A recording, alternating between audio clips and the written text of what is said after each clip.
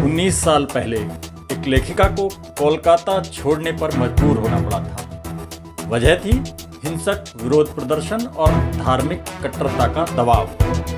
अब वही लेखिका फिर उसी शहर लौट रही हैं, लेकिन इस बार उनकी वापसी सिर्फ साहित्य नहीं बल्कि बंगाल की राजनीति का भी बड़ा मुद्दा बन गई है। जी हाँ, मैं बात कर रहा हूँ तस्लीमा नसरीन की। आखिर कौन है तस्लीमा नसरीन? क्यों उन्हें शहर छोड़ना पड़ा था और अब उनकी वापसी पर इतना सियासी शोर क्यों है? आइए समझते हैं पूरा मामला। दोस्तों नमस्कार। मशहूर बांग्लादेशी लेखिका तस्लीमा नसरीन लगभग 19 साल बाद एक बार फिर कोलकाता लौट रही हैं।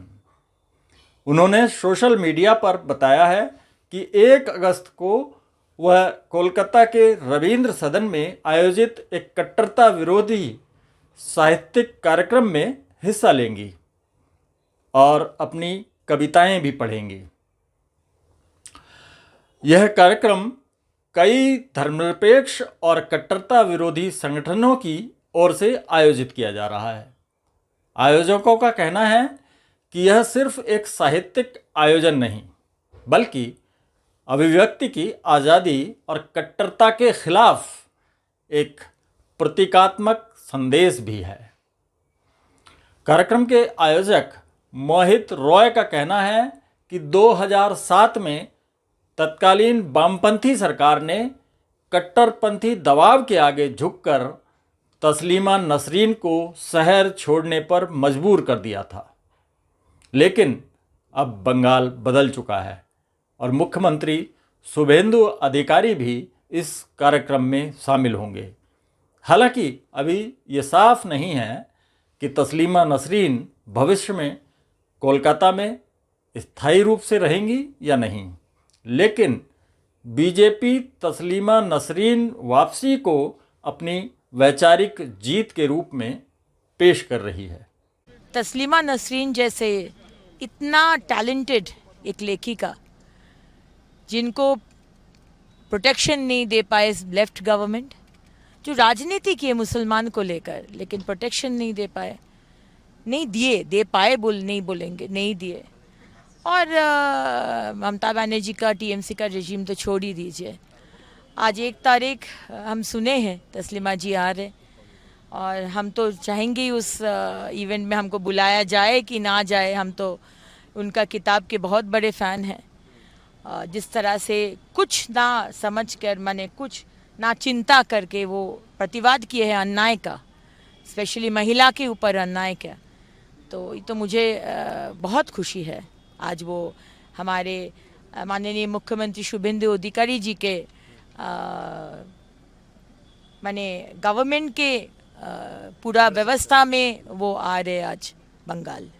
बीजेपी का आरोप है कि पिछली वामपंथी और ममता बनर्जी की तृणमूल सरकार ने वोट बैंक की राजनीति के कारण तस्लीमा नसरीन को कभी वापस नहीं आने दिया, जबकि वह लगातार कोलकाता लौटने की इच्छा जताती रही थीं।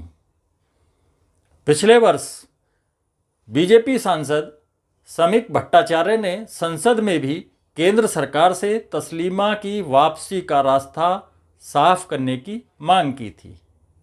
उन्होंने उन्हें धार्मिक कट्टरता के खिलाफ एक मजबूत आवाज़ बताया था, लेकिन तस्लीमा नसरीन पहले भी कह चुकी हैं कि वह किसी राजनीतिक दल की फुटबॉल नहीं बनना चाहती। उनकी इच्छा सिर्फ इतनी है कि उन्हें शांति से साहित्यिक कार्यक्रमों और पुस्तक मेलों में हिस्सा लेने का अवसर मिले। अब जानते हैं कि आखिर तस्लीमा नसरीन को अपना देश और फिर कोलकाता क्यों छोड़ना पड़ा। इसके लिए हमें थोड़ा पीछे जाना होगा। 1993 में तस्लीमा नसरीन का चर्चित उपन्यास लज्जा प्रकाशित हुआ था, जिसमें बाबरी मस्जिद विध्वंस के बाद बांग्लादेश में हिंदू समुदाय पर हुए अत्याचारों का जिक्र किया गया था। इस किताब के बाद उनके खिलाफ कट्टरपंथी संगठनों ने विरोध शुरू कर दिया और मौत के फतवे तक जारी हुए। आखिरकार 1994 में उन्हें बांग्लादेश छोड़ना पड़ा। करीब 10 साल यूरोप और अमेरिका में रहने के बाद वो 2004 में भारत आईं और कोलकाता को अपना दूसरा घर बना लिया। लेकिन 2007 में उनकी आत्मकथा द्विखंडितों के कुछ अंशों को लेकर भारी विरोध प्रदर्शन होने लगे। कोलकाता में हिंसा भड़क गई, सेना तक बुलानी पड़ी और कानून व्यवस्था का हवाला देते हुए तत्कालीन वामपंथी सरकार ने उन्हें शहर छोड़ने के लिए कह दिया। इसके बाद उन्हें जयपुर और फिर दिल्ली भेजा गया, जहां वह लंबे समय से रह रही हैं। अब 19 साल बाद उनकी कोलकाता वापसी एक बार फिर साहित्य, अभिव्यक्ति की आज़ादी और बंगाल की राजनीति तीनों को एक साथ चर्चा के केंद्र में ले आई है। देखिए, तस्लीमा नसरीन बांग्लादेश का राइटर थे। वो मुस्लिम कम्युनिटी के खिलाफ, इस्लाम का शरीयत के खिलाफ बहुत सारे कुछ बोला है। तो अभी जो मुसलमान के खिलाफ बोलेंगे उसको तो डबल इंजन सरकार इज्जत करेंगे, ये यार बोलने के दूसरा बात क्या है? आपकी क्या राय है? क्या तस्लीमा नसरीन की वापसी अभिव्यक्ति की आज़ादी की जीत है या इसे ज़रूरत से ज़्यादा राजनीतिक रंग दिया जा रहा है? अपनी राय कमेंट में ज़रूर बताइए।